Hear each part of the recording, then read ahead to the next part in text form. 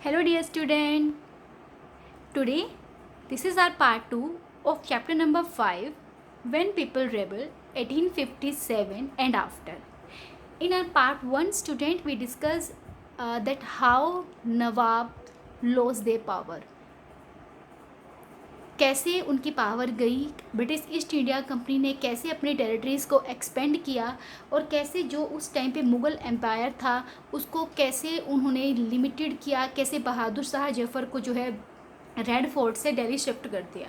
ठीक है, उसके बाद आज जो है हम डिस्कस करेंगे the peasants and the sepoys. ठीक है, जो पीजेंट्स एंड सिपॉइज थे, पीजेंट्स मीन्स जो फार्मर्स थे एंड सिपॉइज मीन्स जो आर्मी के अंदर उस टाइम पे इंडिया में अंडर ईस्ट इंडिया कंपनी जो है वर्क करते थे, सर्विस करते थे। ठीक है, उन्होंने मतलब उनका क्या रीज़न रहा, क्या ऐसे रीज़न्स थे जिनकी वजह से पेजेंट्स और ज़मींदार दोनों ही प्लस जो सिपॉइज थे वो भी ब्रिटिश ईस्ट इंडिया कंपनी के अगेंस्ट हो गए। ठीक है, बहुत ही इंटरेस्टिंग सी स्टोरी है, अच्छे से आप कंसंट्रेट करके सुनिए। देखिए, सबसे पहले हम बात करते हैं पीजेंट की। अब देखिए, पीजेंट्स का नेम आएगा तो definitely we will move towards the village side. Okay, हम गांव की साइड जाएंगे तो विलेज, क्योंकि पीजेंट विलेज में ही रहते हैं, तो पीजेंट्स और ज़मींदार जो थे ना उन्होंने अपना रिसेंटमेंट दिखाया। रिसेंटमेंट मीन्स कि जो गुस्सा था उनका मतलब वो क्यों नाराज़ थे, उनमें क्यों जो है ब्रिटिश ईस्ट इंडिया के अगेंस्ट जो है फीलिंग अराइज हो रही थी। देखिए, बहुत सारे रीज़न है, ये क्वेश्चन भी आता है, so please listen it carefully. सबसे फर्स्ट जो रीज़न रहा है वो था हाई टैक्सेस का। As you all know very well कि ईस्ट इंडिया कंपनी ने अपने ट्रेजर को फिल करने के लिए, अपना अमाउंट, अपनी इकोनॉमिक ग्रोथ के लिए इंडियन पीपल पे बहुत सारे टैक्सेस लगाए थे। यहाँ तक कि जो फार्मर्स होते थे उनके ऊपर भी टैक्सेस लगते थे। जो भी वो फार्मिंग एक्टिविटीज़ करते थे उसके ऊपर उनको टैक्स पे करना होता था। चाहे किसी भी फार्मर की किसी भी ईयर क्रॉप जो है डैमेज हो जाए, उसकी क्रॉप अच्छी जो है ग्रोथ उसकी ना हुई हो, प्रोडक्शन अच्छी ना हुई हो, they don't care about that. Company को इस चीज़ की कोई परवाह नहीं थी, कंपनी को सिर्फ टैक्स चाहिए था। कंपनी कौन यहाँ पे है, हम बात कर रहे हैं ईस्ट इंडिया कंपनी की। ओके, तो ईस्ट इंडिया कंपनी को क्या चाहिए था, सिर्फ उनको टैक्स चाहिए था, मनी चाहिए था। दैट्स वाई उन्होंने क्या किया, पीजेंट्स के ऊपर और ज़मींदार दोनों के ही ऊपर हाई टैक्सेस चार्ज कर दिए। ठीक है, फर्स्ट ये रीज़न था जिसकी वजह से पेजेंट बहुत ज़्यादा नाराज़ थे, बिकॉज एक फार्मर की इतनी इनकम नहीं होती कि वो इतनी हाई टैक्सेस जो है पे करे, और टैक्सेस भी कोई थोड़े बहुत नहीं होते थे, बहुत हैवी टैक्सेस जो थे वो पीजेंट्स को पे करने पड़ते थे। अब देखिए, चलो 1 मिनट के लिए इसको आप लीव कीजिए, ठीक है, चलो हाई टैक्सेस उन्होंने लगाए, ठीक है, बट उन हाई टैक्सेस को वो कलेक्ट कैसे करते थे, with the help of their rigid method. उनके जो रिजिड मेथड्स होते थे टैक्स कलेक्शन के, वो सबसे ज़्यादा जो है हार्श पनिशमेंट थी फार्मर्स के लिए। क्या होता था कि वो सिर्फ उनको बोलते नहीं थे कि आपको टैक्स पे करना है, वो उनको बुरी तरह बीटन करते थे, उनको टॉर्चर किया जाता था, उनको एक्सप्लॉइट किया जाता था। और जो पीजेंट जो है टैक्स पे करने से मना कर देता था, या किसी ने भी एक्सक्यूज़ दिया कि इस ईयर मेरी जो क्रॉप है वो अच्छी प्रोडक्शन नहीं हुई है तो I will pay next year, तो ऐसा कुछ भी रीज़न जो है वो सुनते नहीं थे। जिसने भी मना किया उसको जो है पनिशमेंट इमीडिएटली दी जाती थी। तो मीन्स क्या था, जो ज़मींदार और पीजेंट्स थे उन दोनों को बहुत ज़्यादा टॉर्चर किया जाता था, हार्श जो है मेथड यूज़ किए जाते थे टैक्स कलेक्शन के। थर्ड जो रीज़न रहा है वो है lost land to British. Means क्या था, हर एक पीजेंट की, ठीक है, कुछ पीजेंट ऐसे थे जिनके पास लैंड ऑफ पीस होता था, कुछ ज़मींदार्स भी थे, बहुत सारे ज़मींदार ऐसे होते थे वहाँ पे जिनके पास लैंड होती थी, काफ़ी लार्ज एरिया ऑफ लैंड होता था। तो ब्रिटिशर क्या करते थे, सब उनको अगर वो टैक्स पे नहीं कर पा रहे हैं, दे आर अनेबल टू पे द टैक्स, तो ब्रिटिशर्स क्या करते थे, उनकी लैंड को जो है अपने पास रख लेते एज अ गारंटी। ठीक है, कि आपके पास जब टैक्स होगा तो आप अपनी लैंड जो है छुड़वा लेना, तब तक आपकी लैंड हमारे पास रहेगी, ये हमारे जो है नाम पे रहेगी, हम इसके ऑनर होंगे, तब तक आप इस पर जो है एग्रीकल्चर करते रहिए। तो होता क्या था कि जो फार्मर है वो पूरी लाइफ टैक्स ही पे करता रहता था, बट वो कभी भी अपनी लैंड को रिलीव नहीं करवा पाता था, अपने ज़मीन छुड़वा ही नहीं पाता था। और एंड में क्या होता था, जो फार्मर होते थे वो ब्लैंक हैंड खड़े रहते थे, खाली हाथ रह जाते थे, और ब्रिटिशर्स उनकी लैंड को कैप्चर कर लेते थे, पूरी तरह से कब्जा कर लेते थे उनकी लैंड पे। और फार्मर जिसकी खुद की लैंड थी, उस फार्मर को एज अ लेबर अपने ही लैंड पे एग्रीकल्चर करनी होती थी। और एग्रीकल्चर में भी ये नहीं था कि ठीक है उसकी प्रोडक्शन जो होगी उसके ऊपर राइट फार्मर का होगा, नो, प्रोडक्शन जो होती थी वो प्रोडक्शन भी सारी जो है उसको ब्रिटिशर्स को ही देनी होती थी। ठीक है, तो ये तो रीज़न रहे कि पेजेंट्स और जो ज़मींदार थे उन्होंने उनमें जो है गुस्सा क्यों था, रिजेंटमेंट उन्होंने क्यों शो किया। अब क्वेश्चन आता है कि चलो इनके पास तो रीज़न था, but what's the problem of sepoys, उनकी क्या प्रॉब्लम थी, means what are the reason behind their resentment, उनके गुस्से के पीछे रीज़न क्या था। सो सिपॉयज क्या होते थे, वो अंडर द ब्रिटिश कंपनी जो है वो वर्क करते थे इंडिया में। तो अगर देखा जाए तो वन वे से तो उनको खुश होना चाहिए ना कि उनको ईस्ट इंडिया कंपनी के अंडर जो है जॉब मिल रही है। जितने ज़्यादा जो है लॉस कंपनीज बनाएगी उनको इम्प्लीमेंट करने के लिए उनको सिपॉयज तो चाहिए, तो लोगों को जॉब मिल रही थी। But no, sepoys are not happy. Y?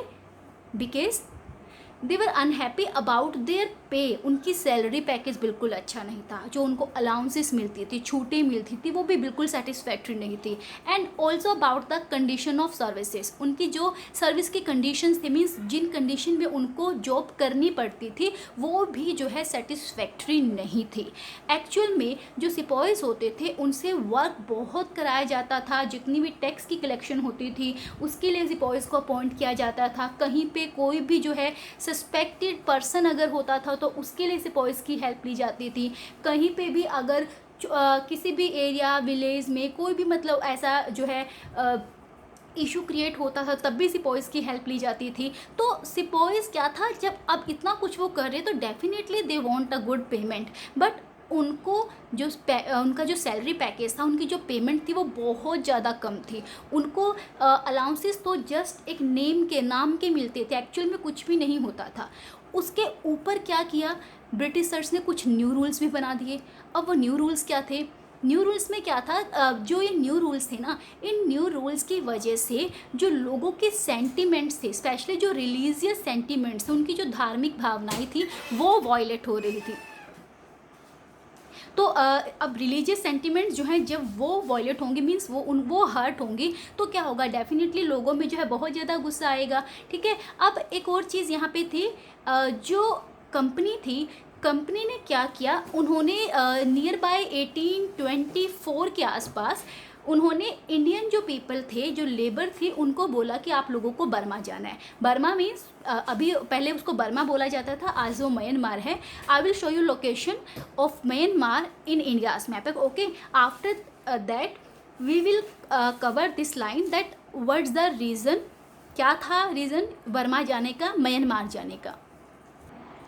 So student, आप सामने देख सकते हैं इंडिया का मैप है, और इंडिया के मैप में लुक एट हियर, ये जो इंडिया है और इंडिया की जो ये जो वाला जो एरिया है, ये जो कंट्री है ये है म्यांमार। ओके, जिसको पहले बर्मा बोला जाता था, बट आज जो है ये म्यांमार की नेम से फेमस है। आज हम इसको म्यांमार के नेम से देखते हैं। तो क्या हुआ था कि जो ब्रिटिशर्स थे, यानी जो कंपनी थी, उन्होंने क्या बोला कि आपको इंडिया से इस रास्ते से, इस रूट को फॉलो करते हुए आपको बर्मा जाना है और वहाँ जाके आपको सर्व करना है on the behalf of east India company. But उस टाइम पे क्या था, जो इंडियन पीपल थे उनका एक रिलीजियस फेथ होता था कि अगर हम अपने लैंड पार्ट को क्रॉस करके सी के वे से, समुद्र के रास्ते से अगर किसी दूसरी कंट्री में जाएंगे तो जो हमारा रिलीजन है वो ब्रेक हो जाएगा, हमारी जो रिलीजियस फीलिंग है वो हर्ट होंगी। ऐसा लोग सोचते थे उस टाइम पे। ठीक है, तो जब उनको ये चीज़ बोला गया करने के लिए, तो बहुत सारे इंडियन जो पीपल थे उन्होंने रिफ्यूज़ कर दिया। जो सिपॉयज थे स्पेशली, उन्होंने भी रिफ्यूज़ किया दैट हम जो है इस वे को फॉलो करके नहीं जाएंगे। उन्होंने बोला कि ये लैंड पार्ट है, आप इस लैंड पार्ट के थ्रू जो है हमें यहाँ पे लेके चले जाइए, वी आर रेडी, बट हम ओशन वाला जो एरिया है वो क्रॉस करके यहाँ पे नहीं जाएंगे। बट ईस्ट इंडिया कंपनी थी, वो इतनी ईजिली कहाँ मानने वाली थी। तो उन्होंने क्या किया, 1856 में ये लॉ बना दिया दैट जो भी सिपॉयज या जो भी लेबर ईस्ट इंडिया कंपनी के अंडर वर्क करेगी उसको जो है एक एग्रीमेंट साइन करना होगा। और उस एग्रीमेंट में क्या होगा कि अगर आपको ईस्ट इंडिया कंपनी कहीं से भी, चाहे वो सी रूट है या वो लैंड रूट है, अगर कहीं से भी आपको जो है भेजती है किसी भी दूसरे प्लेस पे, then you have to go. आपके पास कोई ऑप्शन नहीं है, आपको जो है यहाँ पे जाना पड़ेगा। तो तो ये जो रूल था ये ईस्ट इंडिया कंपनी ने जो है फ्रेम किया, बनाया। ये स्टूडेंट, सो एक और रीज़न था जिसकी वजह से जो सिपॉइस थे वो बहुत ज़्यादा हर्ट हुए थे। वो रीज़न क्या था कि उस टाइम पे जो कार्ट्रिजेस होते थे, यानी जिनको कारतूस बोलते हैं, उनको क्या करना होता था, सिपॉइस को माउथ से जो है उसको छील के यूज़ करना होता था। ठीक है, आज के तरह नहीं कि आज जैसे हमारी आज लेटेस्ट टेक्नोलॉजी की हेल्प से हमें ऐसे कुछ भी नहीं करना होता। इतनी ज़्यादा टेक्नोलॉजी डेवलप हो चुकी है कि हम उसको बिना जो है टच किए डायरेक्ट उसको गन में लोड कर सकते हैं। बट उस टाइम पे क्या करना होता था, माउथ से उसको छील के फिर जो है उसको गन में डालना होता था। और उस टाइम पे ये अफवाह फैलाई गई कि जो ये कार्ट्रिज हैं इनको ऊपर से ग्रीस किया गया है। किस चीज़ के साथ, जो काव और पिग है उनकी स्किन के साथ जो है उसको ग्रीस किया गया है। तो जब ये जो न्यूज़ है, ये जो बात थी, जब सिपॉइस को पता चली तो वो बहुत ज़्यादा हर्ट हुए, बिकॉज़ यू ऑल नो कि इंडियन पीपल के लिए जो काऊ है वो कितनी ज़्यादा जो है एक तरह से रिस्पेक्टेड है, वो उसको एक तरह से मदर की तरह मानते हैं। तो इस चीज़ से भी जो इंडियन सिपॉइस थे वो बहुत ज़्यादा हर्ट हुए। उनको लगा कि कंपनी सिर्फ हमसे काम करा रही है, वो हमारे रिलीजियस सेंटिमेंट्स की, हमारे बिलीव्स की, हमारी जो है फीलिंग्स की तो रिस्पेक्ट ही नहीं कर रही है। तो उस चीज़ की वजह से भी वो नाराज़ थी। ठीक है, I will show you a figure in which you can understand very easily कि जो कार्ट्रिजेस होते थे उनको कैसे यूज़ किया जाता था। ये स्टूडेंट्स लुक एट हियर, देखिए ये जो है आपका ग्रीस्ड कार्ट्रिज है, और इसको जो सोल्जर कैसे यूज़ करती थी, ऐसे माउस से उनको छीलना होता था, फिर उसको ऐसे गन में लोड करना होता था, और फिर जो है गन को यूज़ किया जाता था। तो ये प्रोसेस थी कार्ट्रिज को यूज़ करने की उस टाइम पे 1856 और 57 में। And also sepoys were unhappy with what was happening in the country side. ठीक है, ये भी इंपॉर्टेंट क्वेश्चन है कि कंट्री साइड में जो हो रहा था उससे भी सिपॉइस जो थे वो बड़े अनहैप्पी थे। अब कंट्री साइड मीन्स विलेज में जो हो रहा था। अब देखिए, विलेज में कुछ भी होगा। अब देखो, उस टाइम पे इतना ज़्यादा कोई अर्बनाइजेशन तो नहीं था कि ज़्यादातर लोग सिटी में ही रहने वाले थे, ऐसा तो नहीं था। विलेज की जो मतलब विलेज पॉपुलेशन थी वो बहुत ज़्यादा होती थी, और जो सिपॉइज़ होते थे सारे सिपॉइज़ विलेज से ही बिलोंग करते थे। उनके ब्रदर फादर सब विलेज से बिलोंग करते थे। तो जो विलेज में हो रहा था कि लैंड कैप्चर की जा रही थी, हाई टैक्सेस लगाए जा रहे थे, टैक्स कलेक्शन की जो मेथड्स है वो बहुत ज़्यादा हार्श होते थे, रिजिड मेथड होते थे। जो फार्मर्स थे उनको मारा पीटा जाता था, एक्सप्लॉयटेशन किया जाता था, उनको टॉर्चर किया जाता था टैक्स को कलेक्ट करने के लिए। तो यह सारी चीज़ें जब सिपॉइस को पता चली तो वो बड़े अनहैप्पी हुए सब चीज़ें देख के कि ये तो बहुत गलत है।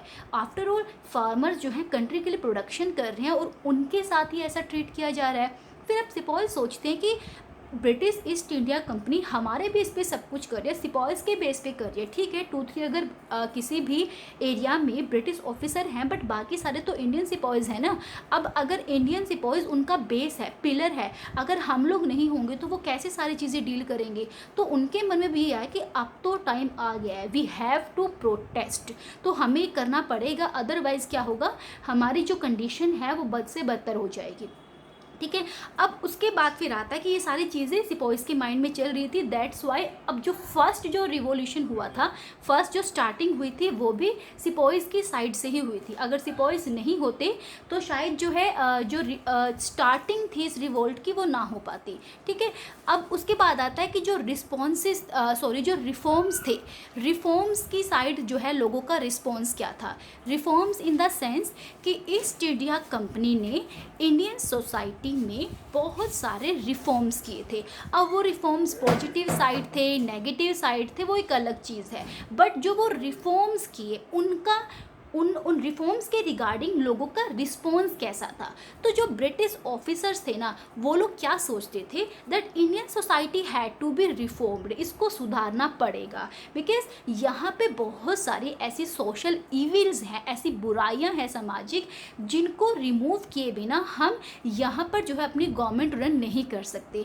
एंड ऑब्वियसली उस टाइम पे एक्चुअल में बहुत सारी सोशल इविल्स होती थी, लाइक सती प्रथा था। ठीक है, डॉवरी सिस्टम होता था, उसके बाद बहुत सारी ऐसी चीज़ें थी।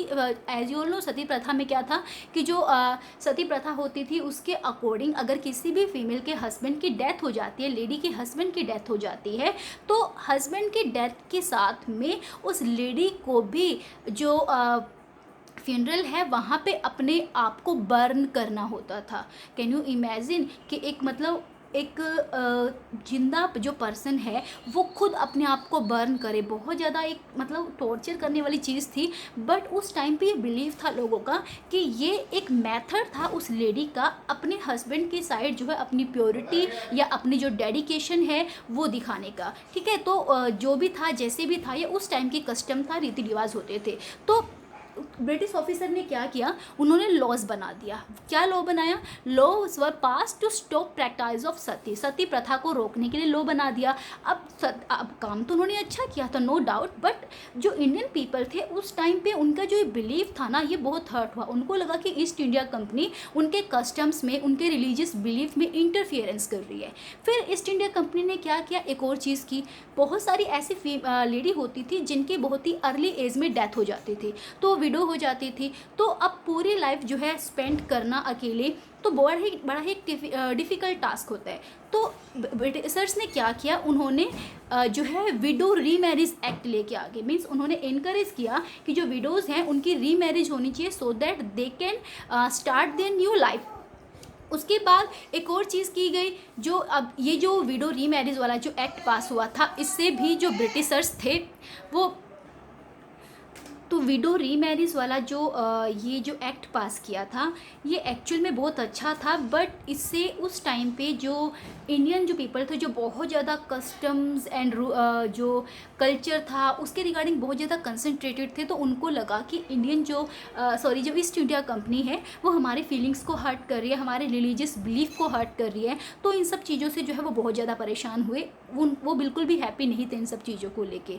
फिर क्या किया, ईस्ट इंडिया कंपनी ने लैंग्वेज एजुकेशन को प्रमोट किया। उन्होंने क्या किया, जितने भी प्रीवियस जो इंडियन स्कूल्स होते थे उनको बंद करा दिया और न्यूज़ टाइप से जो है न्यू स्कूल्स ओपन किए। वहाँ पर लैंग्वेज जो थी प्रॉपर एक जो इंग्लिश लैंग्वेज है उसको अप्लाई किया, जिससे कि क्या हो कि लोग जो है एजुकेटेड हों। बट एक्चुअल में क्या था, इसके पीछे का जो पर्पज़ था वो कुछ और था। ब्रिटिशर्स क्या चाहते थे, ब्रिटिशर्स मानते थे कि जितने ज़्यादा इंडियन पीपल इंग्लिश लैंग्वेज को सीखेंगे, लर्न करेंगे, एजुकेटेड होंगे, उतने ही ईस्ट इंडिया कंपनी को वो पीपल, वो जो है एम्प्लॉय मिलेंगे जो उनके लिए ईजिली बहुत ही जो है लो रेट्स पे वर्क कर सकेंगे। मीन्स उनको इंडियन पीपल को पेमेंट कम करनी पड़ेगी और वो ईजिली जो है उनके लिए वर्क भी करने को रेडी हो जाएंगे, क्योंकि इंडियंस को तो जॉब चाहिए थी। तो दैट्स वाई उन्होंने ये इंग्लिश लैंग्वेज वाला जो फंडा था वो यूज़ किया। उसके बाद 1850 में जो है उन्होंने एक नया लॉ बना दिया, और वो न्यू लॉ क्या था, it was pass to make conversion to Christianity easier. उन्होंने एक न्यू लॉ बनाया कि जो लोग क्रिश्चियन जो रिलीजन है अगर वो आप उसको अडोप्ट करते हैं, उसको फॉलो करते हैं, तो आपको जॉब ईजिली मिल जाएगी, एजुकेशन में आपको बहुत सारे बेनिफिट्स मिलेंगे, आपको जो है ईस्ट इंडिया कंपनी की साइड से बहुत सारे टैक्सेस पे नहीं करने होंगे, तो आपको बहुत सारे अलाउंसेस जो है दे दिए जाएंगे। अब देखिए प्रॉब्लम्स क्या क्या थी, अब प्रॉब्लम्स क्या हुई इन सब रिफॉर्म से। ठीक है, मीन्स लोगों ने रिस्पॉन्ड कैसे किया। हमने प्रीवियसली प्रीवियस जो हमारे ये जो पॉइंट्स रहे हैं इनमें भी हमने डिस्कस किया कि इंडियन पीपल क्या थे, वो ये सोच रहे थे कि जो हमारे कस्टम्स है, रिलीजन है, हमारे बिलीव्स हैं, हमारा कल्चर है, उन सब को ईस्ट इंडिया कंपनी हर्ट कर रही है। ठीक है, Britishers destroying their religion, social custom and traditional way of life. तो इन सब चीज़ों को British East India Company hurt कर रही है। एंड एक्चुअल में ठीक है, उनका सती प्रथा वाला जो रूल था उसको बाइकआउट करना या उसको एक तरह से रिमूव करना वो अच्छा आइडिया था। विडो जो रीमैरिज वाला एक्ट था वो भी ठीक था, अच्छा था। एजुकेशन को इम्प्लीमेंट करना भी अच्छा था। बट इनके पीछे का जो एक्चुअल रीज़न था ना वो मेनली था इंडियन सोसाइटी पे अपने इन्फ्लुएंस को बढ़ाना। ठीक है, लोगों को ये बताना, इंडियन पीपल को ये बताना, जो वहाँ पे सिपॉयज़ हैं उन सबको ये बताना कि अब क्या है, ईस्ट इंडिया कंपनी ही उनका सब कुछ है, उन सबको ईस्ट इंडिया कंपनी की ही हर बात को फॉलो करना है, उनकी बात को मानना है। बट मेन चीज़ यहाँ पे क्या थी, इंडियन पीपल के माइंड में ये चीज़ अच्छे से आ चुकी थी कि अगर अब भी हमने प्रोटेस्ट नहीं किया, हम ईस्ट इंडिया कंपनी के रूल्स एंड रेगुलेशंस के अगेंस्ट खड़े नहीं हुए, तो ये लोग बहुत लॉन्ग टाइम तक हमारा एक्सप्लोटेशन करने वाले हैं। ठीक है, दैट्स वाई इस टाइम पे ये जो 1857 का जो टाइम पीरियड था, टाइम लाइन थी, इस टाइम पीरियड में लोगों के माइंड में वो फीलिंग्स अराइज हुई जिनकी वजह से लोगों ने इस टाइम पे ईस्ट इंडिया कंपनी के अगेंस्ट रिवॉल्ट स्टार्ट किया। एंड बिलीव मी, ये जो रिवोल्ट था ये इस इंडिया मतलब इंडिया की साइड से सबसे फर्स्ट रिवोल्ट था, फर्स्ट वॉर ऑफ इंडिपेंडेंस था, जिन्होंने ईस्ट इंडिया कंपनी के जो पिलर्स थे ना, पिलर्स को हिला के रख दिया था। Okay, so in our next video we will see that how people सा दिस रिवॉल्ट। उन्होंने लोगों की नज़रों से देखेंगे कि जो इंडियन पीपल थे वो लोग क्या देख रहे थे, क्या सोच रहे थे, क्या फील कर रहे थे, वो क्या करने वाले थे। ठीक है, we will all discuss that in our next video. Till then keep connecting, keep learning and please keep reading your NCERT। Thank you so much.